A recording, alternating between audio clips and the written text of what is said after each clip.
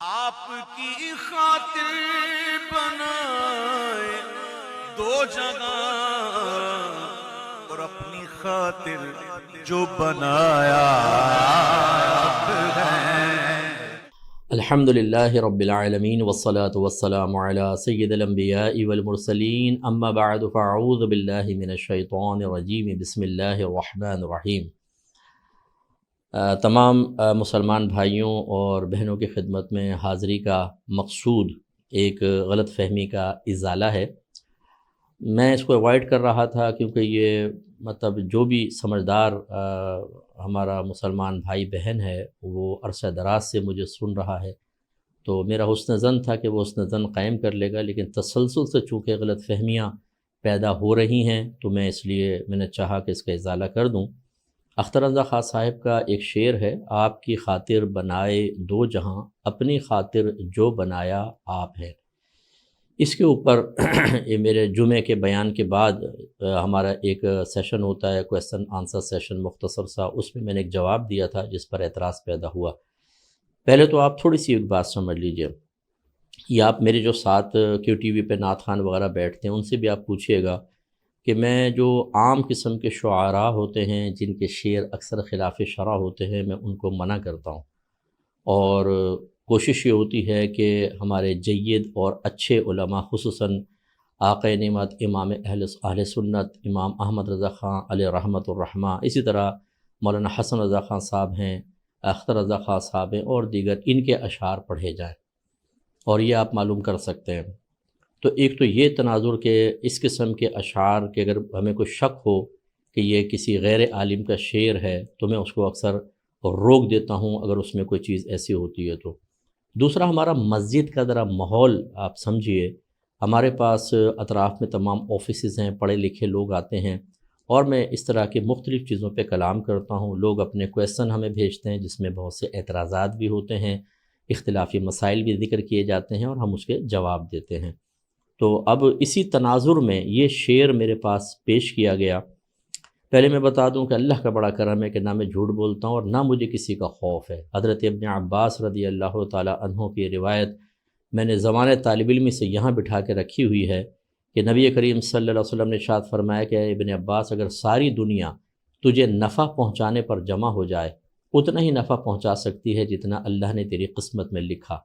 اور اگر یہ سارے تجھے نقصان پہنچانے پر مجتمع ہو جائیں تو اتنا ہی نقصان پہنچا سکتے ہیں جتنا اللہ نے تیری قسمت میں لکھا ہے۔ لہذا نہ مجھے کسی کا خوف ہے، نہ مجھے جھوٹ بولنے کی ضرورت ہے۔ ہزارہ شعر ایسے ہوتے ہیں کہ جو معلوم نہیں ہوتے کس کے ہیں، تو واللہ میں آپ کو عرض کرتا ہوں کہ یہ شعر مجھے نہیں پتا تھا کہ یہ اختر رضا خان صاحب کا شعر ہے۔ یہ شعر آیا اور ہماری مسجد میں جیسا ماحول تھا کہ معلل بالاغراض میں عقائد کے بارے میں بیانات کر رہا تھا، تو اسی کے تناظر میں پھر میں نے اس کا جواب دیا، جو جواب میری نظر میں بالکل پرفیکٹ تھا کہ بظاہر اس سے ایسا لگ رہا ہے کہ اللہ تبارک و تعالیٰ کے فعل کے لیے پہلے غرض تھی، اس کی وضاحت کر دی کہ وہ اللہ کے افعال معلل بالاغراض نہیں ہوتے، حکمت کے ساتھ ہوتے ہیں، لیکن جب وہ ظہور پذیر ہوتے ہیں تو ہزارہا ان کے ساتھ غرضیں وابستہ ہوتی ہیں۔ پھر میں نے ایک جملہ یہ کہا کہ اس شعر کو پبلک میں نہ پڑھا جائے، چونکہ مجھے اس کے شاعر کا علم نہیں تھا۔ اگر مجھے یہ پتہ ہوتا کہ یہ اختر رضا خان صاحب کا شعر ہے تو میرا جواب یوں ہوتا کہ اس کو آپ بالکل پبلک میں پڑھیں، کہ ہمارے اکابرین کے اشعار نہیں پڑھے جائیں گے تو کس کے پڑھے جائیں گے، لیکن وضاحت کے ساتھ تھوڑا سا پڑھ دیں، کہ اگر ہو سکتا ہے کہ کوئی ایسا ماحول بھی ہوتا ہے جیسے ہماری مسجد کا ماحول ہے کہ کوئی اس پہ اعتراض کر سکے تو جواب دے دیں۔ اور اسی طرح میں جیسے بعض اشعار میں نبی کریم صلی اللہ علیہ وسلم کے روضہ اقدس پہ سجدہ وغیرہ کا ذکر ہوتا ہے تو اس پہ ہم یہی کہتے ہیں کہ اس کو وضاحت کے ساتھ ذکر کر دیں۔ ایسے ہی میرے آقا نعمت امام اہل سنت رضی اللہ تعالی عنہ کی شاعری میں بہت سارے ایسے شعر ہیں جن کو وضاحت کے ساتھ ذکر کرنا چاہیے۔ تو مقصود کوئی خدا نخواستہ منع کرنا نہیں تھا، میں کیوں منع کروں گا؟ اب میں آپ سب سے کہتا ہوں جتنے اعتراضات کر رہے ہیں، حسن ظن ہے میرا کہ اللہ کے لیے ہی کر رہے ہوں گے۔ 32 سال ہو گئے مجھے تقریباً کام کرتے ہوئے، تقریباً، اور 20 سال تو اعلانیہ کیو ٹی وی پر۔ مجھے ایک کوئی ایسی مثال بتائیں جس میں نے اپنے ان بزرگوں کے خلاف کوئی بات کہی ہو۔ جب نہیں ہے تو اس کا مطلب ہے کہ آپ کو اس پہ دلیل قائم نہیں کر سکتے، کہ قرینہ قائم نہیں کر سکتے کہ کوئی دل میں بغض ہے یا کوئی خدا نخواستہ بے ادبی کے قصد و ارادہ ہے۔ اس کا مطلب یہ ہوا کہ یہ جو کچھ ہوا ایک مس انڈرسٹینڈنگ، ایک غلط فہمی کی بنیاد پر تھا اور لا علمی کی بنیاد پر تھا۔ اب اس میں طریقہ کار بہرحال کیا ہونا چاہیے تھا اس پہ میں کلام کرتا ہوں، لیکن میری وضاحت یہ ہے کہ ہمارے جو یہ اکابرین ہیں ان کے شعر نہیں پڑھیں گے تو کن کے شعر پڑھیں گے؟ میں تو جو غیر عالم شعراء ہیں چاہے کتنے ہی معروف کیوں نہ ہوں، میں کہتا ہوں ان کے شعر بھی بڑی احتیاط سے پڑھیں اور ان اکابرین کے شعر تو آنکھیں بند کر کے پڑھیں۔ ہاں ایسے اشعار کہ مقتضۂ حال یہ ہو کہ اس کو وضاحت کے بغیر نہ پڑھا جائے، وضاحت ضرور کریں۔ مجھے امید ہے کہ آپ بات سمجھ گئے ہوں گے۔ اب میں ایک پوائنٹ پہ ذرا کلام کرنا چاہتا ہوں کہ آپ نے جو ہماری گرفت کی اس کے کچھ میں ایک اصول آپ کو ذکر کرنا چاہتا ہوں۔ جب کوئی غلطی کرتا ہے یا آپ اسے کہتے ہیں کہ غلطی ہوئی تو وہ تین طرح کے افراد ہو سکتے ہیں۔ پہلا وہ کہ جو بد مذہبیت یا کسی شخصیت سے بغض میں معروف ہو۔ دوسرا وہ جس میں دونوں علامات نہ ہوں، وہ خوش عقیدہ ہو، اہل سنت سے تعلق رکھتا ہو اور اپنے اکابرین کے لیے کوئی بے ادبی ثابت نہ ہوئی ہو بلکہ محبت کا اظہار ہو اور بے شمار بیانات میں ہو۔ تیسرا ہوتا ہے مستور الحال، جس کے بارے میں پتہ نہیں ہوتا کہ وہ ان میں سے ہے یا ان میں سے ہے۔ جو بد مذہب ہے، جو کسی سے بغض رکھتا ہے، وہ اگر کسی کے خلاف ایسی کوئی بات کہتا ہے کہ اس میں بد مذہبیت کا رنگ ہو یا کسی کے خلاف، تو اس میں حسن ظن قائم کرنے کی ضرورت نہیں، وہ تو پہلے اس کے بارے میں معروف ہے۔ دوسرا جو خوش عقیدہ ہے اور کسی کے بارے میں اس کا بغض وغیرہ ثابت نہیں ہے، بے ادبی ثابت نہیں ہے، یاد رکھیں اس سے حسن ظن قائم رکھنا واجب ہوتا ہے۔ اور تیسرا جو مستور الحال ہوتا ہے، جس کا حال معلوم نہیں، اگر وہ کوئی ایسی خطا کرتا ہے تو بالکل اس سے معلوم کیا جائے گا، اس سے جواب طلب کیا جائے گا۔ اب اگر وہ کوئی معقول جواب دے دیتا ہے تو بالکل ویل اینڈ گڈ، اگر وہ جواب معقول نہیں دیتا یا گول مول بات کرتا ہے تو پھر دو صورتیں ہوتی ہیں کہ اس کی اس غلطی یا اس معاملے کا نقصان عوام تک پہنچ رہا ہے یا نہیں۔ اگر نہیں پہنچ رہا، اس کے ذات کے ساتھ خاص ہے، اس کے حال پر چھوڑ دیں، خوف خدا، آخرت گریف کا احساس پیدا کریں اور کہیں اب تم اس کے ذمہ دار ہو گئے، ہم نے سمجھا دیا۔ ہاں اگر اس کے برائی کا اثر پبلک کے اندر عام ہو رہا ہے تو پھر بار بار کوشش کرنے کے بعد اعلانیہ طور پر اس کی مخالفت کرنا جائز ہے۔ تو پہلا بد مذہب جو معروف ہے اس سے حسن ظن قائم نہیں ہوگا۔ دوسرا جو خوش عقیدہ ہے اور اس کے دل میں بزرگوں کا کوئی بغض یا کینہ نہیں اور نہ کوئی ایسا معروف، اس سے حسن ظن قائم کرنا واجب ہوتا ہے۔ اور اس کی دلیل کیا ہے؟ نبی کریم صلی اللہ علیہ وسلم نے ارشاد فرمایا ظن المؤمنین خیرا، مومنین سے اچھا گمان کرو۔ بدگمانی وہیں جائز ہوتی ہے جب قرائن موجود ہوتے ہیں۔ تو ہم نے پہلے بتایا اگر کوئی خوش عقیدہ ہے اور بغض نہیں رکھتا، اس پہ کوئی قرینہ ہی نہیں ہے، تو پھر بدگمانی کیسے جائز؟ سورہ حجرات میں اللہ نے منع فرمایا کہ اے ایمان والو کثیر گمانوں سے بچو، کیونکہ بعض گمان گناہ بھی ہوتے ہیں۔ اور اگر آپ ہماری اس تقریر کو بلاغت کی روشنی میں دیکھیں، آپ سب نے پڑھا ہے جو اہل علم ہیں، کہ اس میں ایک نسبت حقیقیہ اور مجازیہ کی بحث ہوتی ہے۔ اس میں ایک جملہ لکھا ہے انبت الربیع البقلہ، کہ موسم بہار نے سبزہ اگایا۔ تو یہ لکھا ہے کہ اگر یہ جملہ مشرک کہے تو چونکہ وہ شرک میں معروف ہے تو ہم اس کو شرک پر محمول کریں گے کہ وہ اس ساگ کی تخلیق کا سبب یا اس کا خالق موسم بہار کو قرار دے رہا ہے۔ لیکن اگر موحد یہ جملہ کہے تو ہمیں حسن ظن قائم رکھنا ہوگا اور اسے نسبت مجازیہ پر محمول کریں گے۔ اہل علم سے یہ مخفی نہیں ہے۔ اس کا مطلب ہوا اب ہماری پوزیشن دیکھ لیں، اللہ کا کرم ہے کہ میں اہل سنت سے تعلق رکھتا ہوں اور عرصہ دراز سے میں 20 سال تو مجھے ٹی وی پر پروگرام کرتے ہوئے ہو گیا، اور ایک نہیں بے شمار میں نے پروگرام کیے ہیں۔ اور اگر کوئی بغض ثابت ہے تو ذرا ثابت تو کر کے بتائیں۔ میں تو اس خاندان سے بڑی عقیدت اور محبت اور پیار رکھتا ہوں، میرے بیانات اس پر دال ہیں۔ تو اس کا مطلب یہ ہوا کہ یہاں پر حسن ظن قائم کرنا واجب تھا، اس کے خلاف جانا منع تھا۔ اور فقہاء نے واضح طور پہ بیان فرمایا کہ اگر کوئی متکلم کلام کرے اور اس کے کلام میں 99 پہلو کفر کے ہوں اور ایک پہلو اسلام کا ہو تو اسلام کے پہلو کو فوقیت دے کر اس پہ حکم کفر نہیں لگایا جائے گا۔ آپ اندازہ کریں 99 پہلو کفر کے اور ایک پہلو اسلام کا، اسی کو فوقیت دی جائے گی۔ یہ ہوتا ہے طریقہ کار کہ کسی سے اگر آپ کو ایسی چیز محسوس ہو تو سب سے پہلے اس کے ساتھ حسن ظن قائم کریں اور پھر اسے ایک وضاحت کا موقع دیا جائے۔ اب میں دین کا درد رکھنے والوں سے کچھ کویسچن کرنا چاہتا ہوں۔ پہلا یہ کہ کسی کو وضاحت کا موقع دیے بغیر گرفت کی کوشش کرنا، پھر علانیہ اس کے کردار اور عزت پر حملہ کرنا، ہزاروں لوگوں کو غیبتوں اور چغلیوں، بدگمانیوں اور دیگر حرام کاموں میں مبتلا کر دینا، یہ شرعاً جائز ہے یا حرام اور گناہ کبیرہ؟ ایک صاحب نے فرمایا کہ ہم نے طلب وضاحت کے لیے واٹس ایپ پر میسج چھوڑے تھے اور کال کے لیے، لیکن جواب نہ آیا تو ہم نے قدم آگے بڑھایا۔ پہلے میں آپ کو سمجھا دوں، میں انٹرنیشنل لیول پہ کام کر رہا ہوں، 20 سال سے میرا پروگرام احکام شریعت چل رہا ہے۔ میرا واٹس ایپ آپ اٹھا کر دیکھ لیں، ابھی بھی 500 سے اوپر میسج پینڈنگ پڑا ہوگا، جو کھلے ہوئے ہیں وہ ہزاروں کی تعداد میں ہیں۔ بہت سے لوگ ہمیں بھیجتے رہتے ہیں، ہو سکتا ہے ان عالم صاحب نے اپنا نام بھی لکھا ہو سکتا ہے میں نے میسج بھی پڑھا ہو، لیکن ہزاروں لوگ کہتے ہیں صاحب اس کی وضاحت کر دیں، اس کی وضاحت کر دیں، اس کی وضاحت کر دیں، آپ کا موقف کیا ہے؟ اب میں ہر ایک کو تو جواب نہیں دے سکتا، تو اگر آپ نے کوئی کال بھی کی، واٹس ایپ پر میں جواب نہ دے سکا، اگرچہ چلیں میں نے آپ کا میسج سن بھی لیا ہو، تو اس کا کیا مطلب ہے کہ میں اپنی ہٹ دھرمی میں قائم ہوں؟ آپ یہ نتیجہ مرتب کریں گے اس کا؟ میں اللہ کا بڑا کرم ہے کہ میں ایک طالب علم کی حیثیت سے ہوں، نہ میں اپنے آپ کو عقل خل سمجھتا ہوں، نہ اپنے آپ کو ناقابل اصلاح سمجھتا ہوں، ایسا بھی نہیں ہے۔ میں اصلاح کا متمنی رہتا ہوں، میں میدان محشر میں صاف اور پاک و صاف پہنچنا چاہتا ہوں، یہ گندہ نہیں پہنچنا چاہتا، قابل گرفت ہو کے نہیں پہنچنا چاہتا۔ اگر آپ کو وضاحت طلب کرنی تھی تو کیا صرف اس کا یہی طریقہ ہے کہ 2 کال اور واٹس ایپ پہ میسج چھوڑنا؟ کیا یہ شرعی حجت ہے؟ کیا اس کی بنا پر آپ کسی سے بدگمان ہو سکتے ہیں؟ کیا اور طریقے نہیں تھے؟ آپ TCS کر دیتے۔ میں کراچی میں بیٹھا ہوں، میری اکیڈمی معروف ہے، کسی قاصد کو بھیج دیتے تاکہ اتمام حجت ہو جاتا کہ ہم نے تو آدمی بھی بھیجا، مفتی صاحب نے اس کو منہ نہیں لگایا، جواب نہیں دیا، نو، صرف اتنا۔ تو ایک شخص جو اتنا معروف ہو، اگر میرے پاس ڈیلی 200 میسج آتا ہے فرض کر لیں، اس سے بھی زیادہ آتے ہیں، اور ایک میسج کے اندر 4 5 سوال ہوتے ہیں، آپ اگر جواب دے کر دیکھیں 10 20 30 40 کا جواب دیں گے، 2-3 گھنٹے نکل جاتے ہیں آرام سے، پتہ نہیں چلتا، وقت میں اتنی بے برکتی پیدا ہو گئی ہے۔ اب اگر 200 میسیج ہے، اب میں نے 50 کا بھی جواب دیا، فرض کریں 150 تو اب بھی باقی ہے، پھر وہ جن کو جواب دیا ہوتا ہے وہ دوبارہ سوال کر دیتے ہیں، اگلے دن اور نئے آ جاتے ہیں۔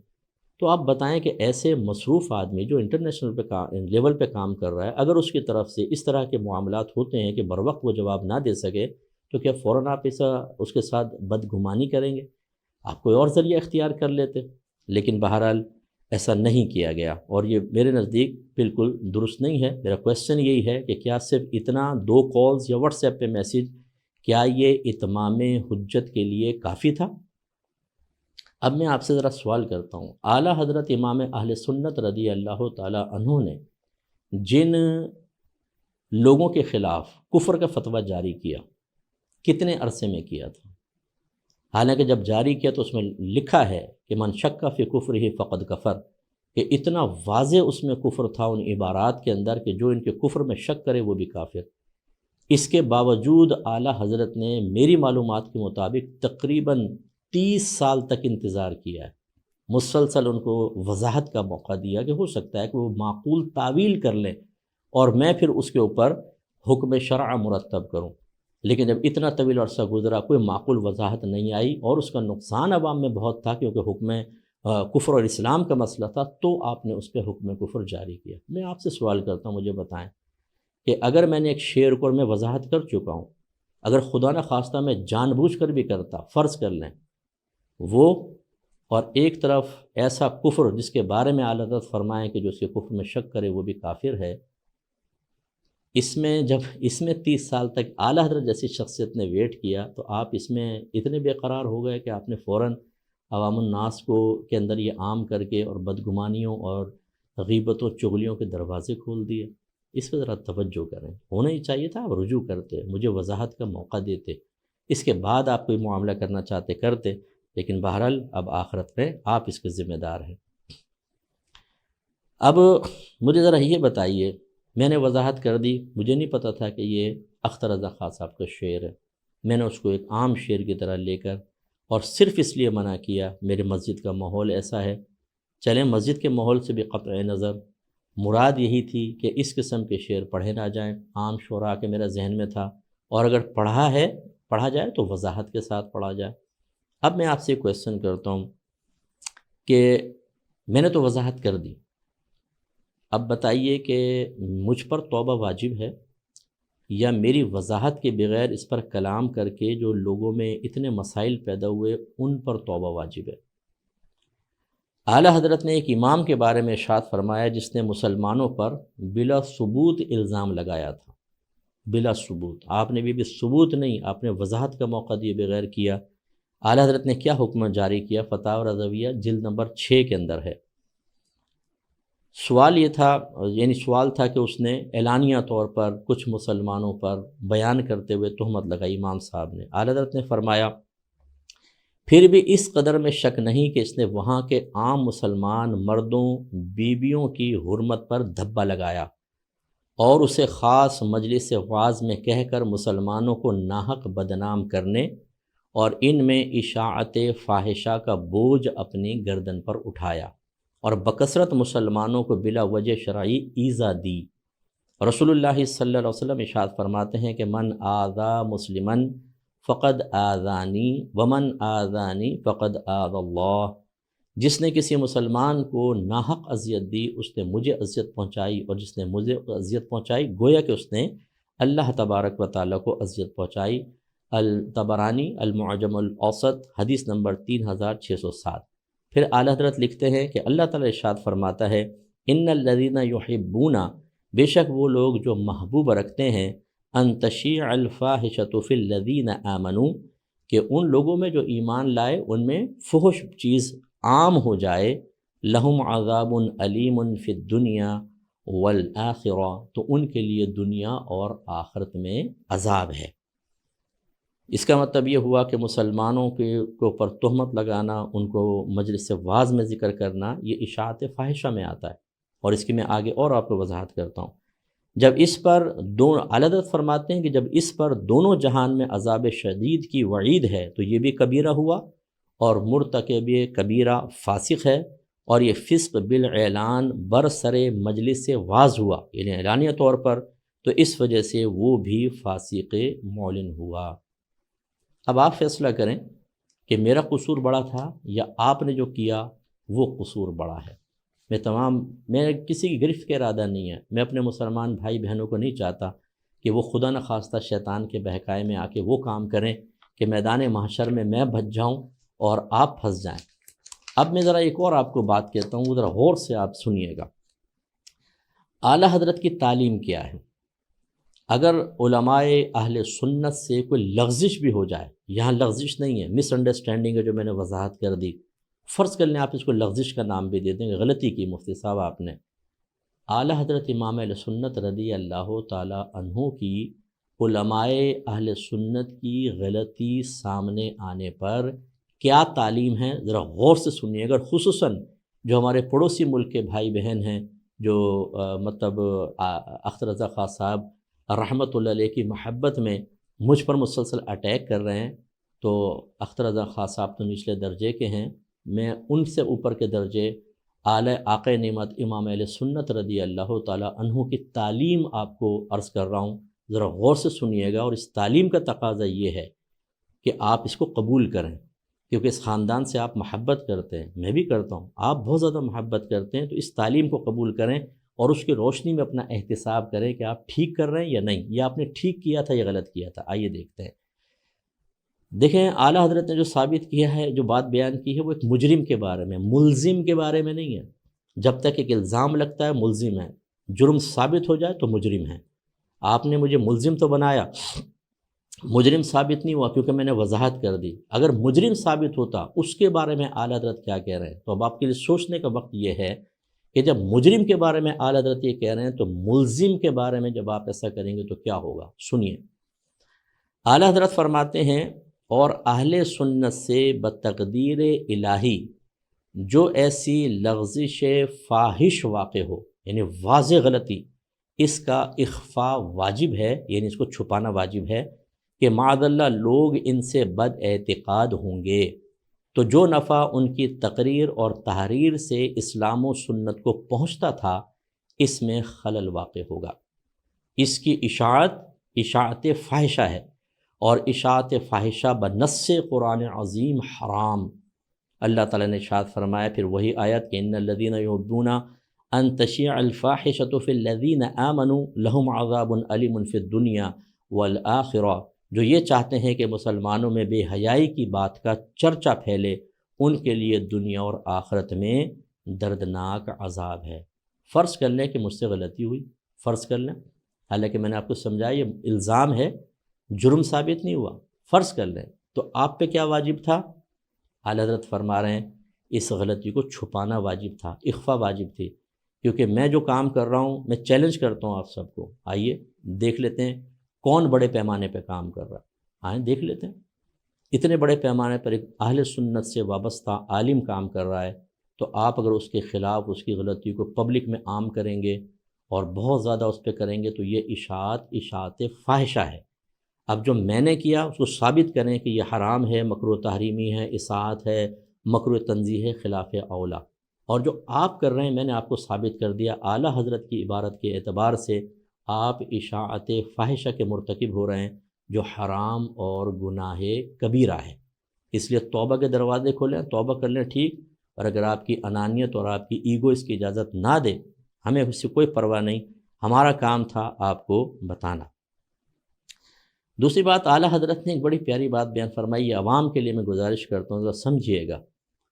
کہ یہ علماء میں کیوں ایسا ہوتا ہے، کیوں اتفاق نہیں ہوتا، کیوں کسی کی غلطی پکڑ کے اس کو فوراً پبلک کے اندر عام کرنے کی کوشش کی جاتی ہے، حالانکہ یہ اشاعت فاحشہ ہے، اس کا اخفا، اس کو چھپانا واجب تھا اور ترک واجب گناہ ہے۔ اعلیٰ حضرت اس کا بیان فرماتے ہیں، اتفاق علماء کا یہ حال کہ حسد کا بازار گرم، ایک کا نام جھوٹوں بھی مشہور ہوا، یعنی ویسے مشہور ہو گیا تو بھتیرے سچے اس کے مخالف ہو گئے، اس کی توہین تشنیع میں گمراہوں کے ہم زبان بنے کہ ہیں لوگ اسے پوچھتے ہیں اور ہمیں نہیں پوچھتے۔ اب فرمائیں کہ وہ قوم، اعلیٰ حضرت فرماتے ہیں، اب کویسچن کر رہے ہیں، فرمائیں کہ جو قوم اپنے میں کسی ذی فضل کو نہ دیکھ سکے، اپنے ناقصوں کو کامل اور قاصروں کو ذی فضل بنانے کی کیا کوشش کرے گی؟ پھر فرماتے ہیں حاشا، ہرگز ایسا نہیں ہے کہ یہ کلیہ نہیں ہے، یعنی 100% تو ایسا نہیں ہے، لیکن للاکثر حکم الکل، اکثر کے لیے کل کا حکم ہے۔ اس لیے جو حضرات میرے خلاف اس معمولی سی بات کے اوپر اتنا زیادہ بھڑک گئے اور اتنا اس کی اشاعت فاحشہ کے مرتکب ہوئے، اپنے آپ سے کویسچن کریں کس جذبے کے تحت تھے۔ اگر میں نے ایک شعر کو منع بھی کیا تھا، میں نے بہت بڑا گناہ کبیرہ کر لیا، میں نے بہت بڑا نقصان کر دیا، ہونا ہی چاہیے تھا کہ آپ مجھ سے کسی بھی طریقے سے رجوع کرتے۔ اگر میں غلط کہہ رہا ہوں، یہ اعلیٰ حضرت کا فتویٰ غلط ہے، آپ اس کا جواب دیں، میں انشاءاللہ آپ کو اور اس کے جواب عرض کروں گا۔ اب میں ذرا آخر میں خصوصاً ان لوگوں سے کہ جو تصویر اور ویڈیو کو ناجائز کہتے ہیں اور چینلز کو دیکھنا حرام کہتے ہیں، ان سے میں ایک سوال کرنا چاہتا ہوں، اور یہ زیادہ تر ہمارے پڑوسی ملک کے بہت سے بھائی بہن بھی ہیں، ان سے میں کویسچن کرنا چاہتا ہوں کہ یہ بتائیے، اختر رضا خان صاحب علیہ الرحمہ، اللہ ان کو ہزار درجات عطا فرمائے، ان کی قبر پر اپنی رحمت نازل فرمائے، انہیں میدان محشر میں بہت بڑا مقام و مرتبہ اور لاکھوں کی شفاعت کا حق عطا فرمائے، انہیں جنت الفردوس میں بہت اعلیٰ مقام عطا فرمائے، ان کے قدموں کی گرد کی برکت سے اللہ تعالیٰ مجھ گناہگار کو، میری نسلوں کو جنت میں داخلہ عطا فرمائے۔ آپ کا تصویر اور ویڈیو کے بارے میں کیا فتویٰ ہے؟ آپ جواب دیں گے کہ ناجائز اور حرام کا فتویٰ ہے، ٹھیک ہے، اس کا مطلب ہے جو ناجائز اور حرام کرے وہ گناہ کبیرہ کا مرتکب ہے، وہ فاسق معلن ہے ان کے فتوے کے مطابق، اور وہ امامت کا حقدار نہیں ہے، وہ بیعت کا حقدار نہیں ہونا چاہیے، یہی ہے۔ اب میں آپ سے پوچھتا ہوں، خصوصاً جو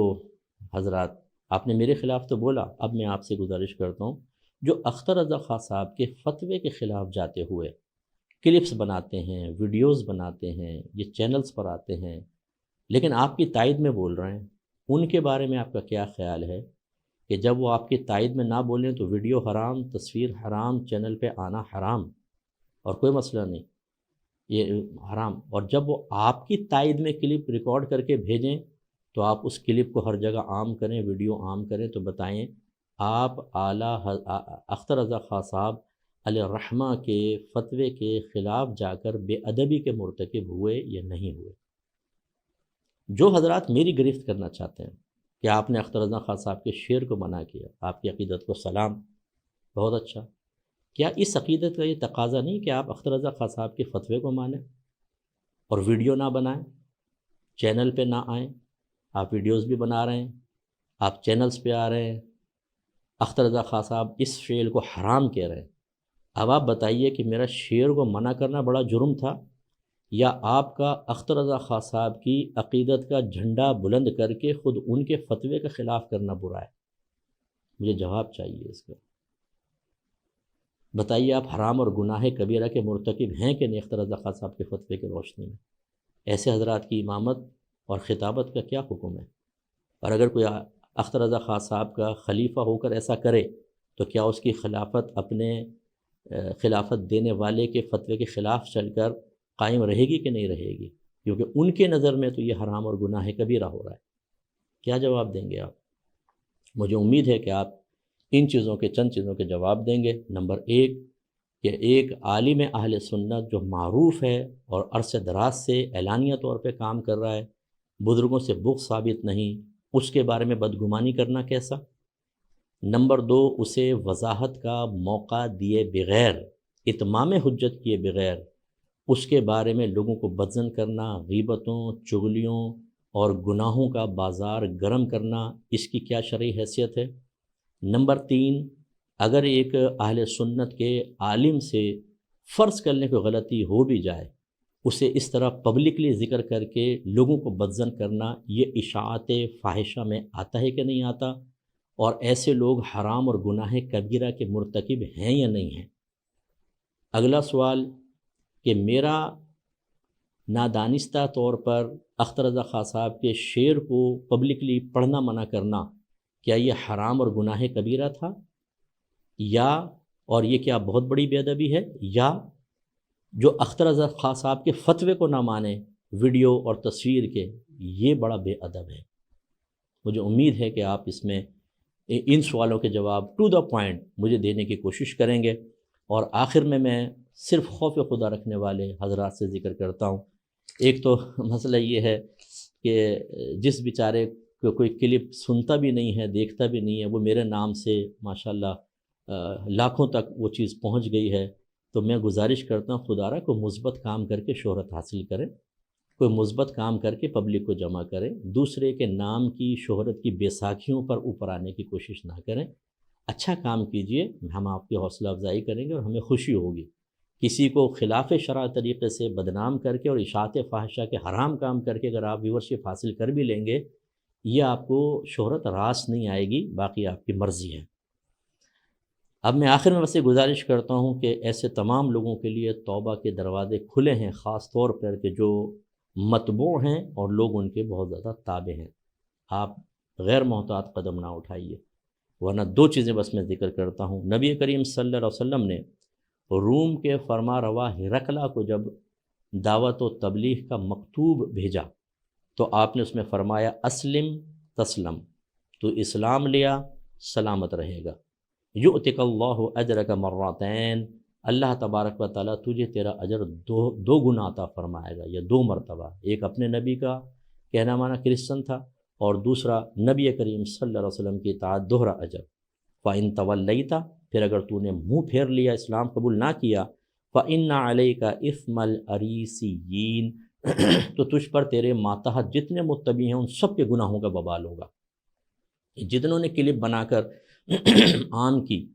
اور اتمام حجت نہ کیا، اشاعت فاحشہ کے مرتکب ہوئے، یاد رکھیے جتنے لوگ اس میں انوالو ہوئے ہیں، آپ اس کے جواب دیں ہیں، اور بروز قیامت یہ سب کھڑے ہوں گے اور آپ سے حساب و کتاب لے رہے ہوں گے۔ دوسرا نبی کریم صلی اللہ علیہ وسلم کا فرمان ہے، مسلم کی روایت ہے 1017 نمبر، پہلی والی جو تھی وہ بخاری کی روایت ہے، بڑی معروف۔ سرکار نے ارشاد فرمایا کہ من سن فی الاسلام سنتا حسنہ فلہ اجرھا واجر من عمل بها بعدہ من غیر ان ینقص من اجورہم شیء، جس نے اسلام میں کوئی اچھا طریقہ جاری کیا تو اس کے لیے اس کا اجر ہوگا، اور ان لوگوں کا بھی اجر ہوگا جو اس پر عامل ہوئے۔ اس طرح کے اس کے اجر میں کوئی کمی بھی نہیں ہو، ان کے اجر میں کوئی کمی نہیں ہوگی، اس کو ملے گا۔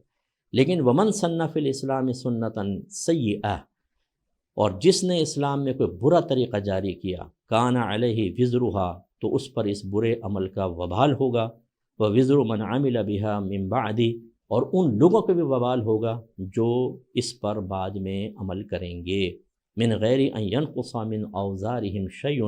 بغیر اس کے کہ ان عمل کرنے والوں کے وزن میں کوئی کمی کی جائے۔ تو خدا را میں گزارش کرتا ہوں، آپ برا نہ مانیں، میں نہیں چاہتا ہوں کہ میدان محشر میں نہ میں کسی کی وجہ سے پکڑا جاؤں، نہ میری وجہ سے کوئی پکڑا جائے۔ اللہ تعالیٰ آپ کو عزت عطا فرمائے، احترام عطا فرمائے،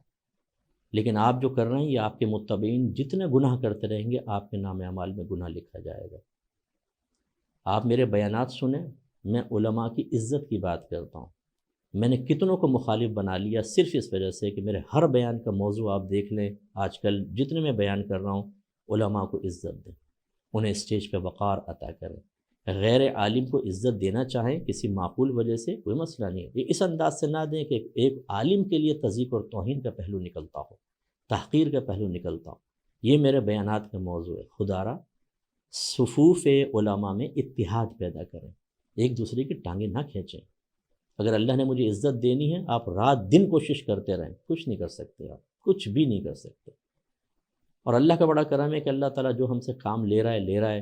مجھے لوگ اتنا سن رہے ہیں، رات دن میں لوگوں کے مسائل حل کرتا ہوں۔ آپ کیا سمجھتے ہیں کہ چند باتیں کر کے آپ سب کے دلوں سے محبت نکال دیں گے؟ یہ کوشش لایانی کوششیں ہیں، بیکار ہیں۔ صرف اتنا ضرور ہوگا کہ جب کسی معروف شخص کے خلاف ہم کو کلپ نکالتے ہیں تو 1 لاکھ 2 لاکھ 3 لاکھ لوگ دیکھ لیتے ہیں، لیکن جیسے میں نے آپ کو عرض کیا، اگر یہ اشاعت فاحشہ میں آ گیا تو ان جتنے زیادہ لوگ دیکھیں گے اتنا بڑا آپ پر وبال ہے۔ اللہ تعالیٰ سمجھنے کی توفیق عطا فرمائے۔ وآخر دعوانا ان الحمد للہ رب العالمین۔